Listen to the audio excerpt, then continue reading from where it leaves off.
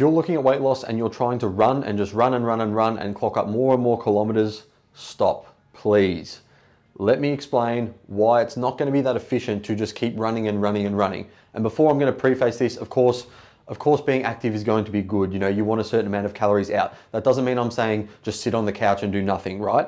But when we're talking about running, there's a few things we just need to sort of clarify and just make sure that you're actually getting the most out of it. And you've got to actually understand how running and how the body actually works, right? So let's say you've never really run before, you know, you're quite unfit, you go for a run, right? Whatever in your Apple Watch is probably going to burn, let's say you go for a 20-minute run, right? It burns that 300-400 calories. Awesome, right? So that obviously motivates you. I've burnt 300-400 calories on my watch. You know, I'm going to go in and I'm going to try and run a bit more often. Next time you come in, say you run again, your body starts becoming more efficient. So basically that means it requires less calories burned to do the same job. So you can run at that same intensity and it's going to burn a few less calories. So let's say the first time was 400, this time it might be closer to 350.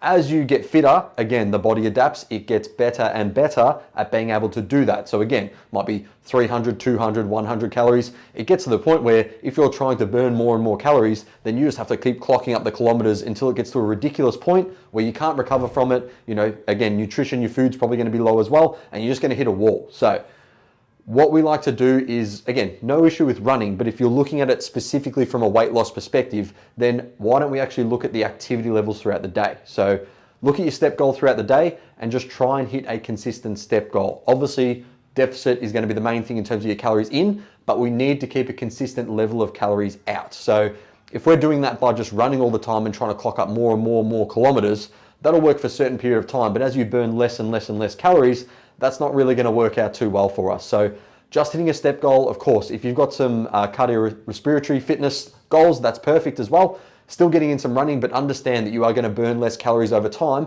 as you get fitter in terms of your running. So that could be a real main reason why your deficit is not working anymore. You could just be burning less calories. So what I would recommend, like I just said, go for a step goal. Step goal throughout the week, have a daily step goal, obviously include that with your nutrition, and you're gonna get much, much better results than just running yourself into the ground, being like, oh, I need to go for another 5K, now it needs to be 10K, now it needs to be 15, and like I said, you're just gonna run yourself straight into the ground. If you're not sure what to do with this sort of stuff, again, get in contact with us. We've got plenty of options and we'll be able to help you get in the best shape of your life in the next 12 weeks.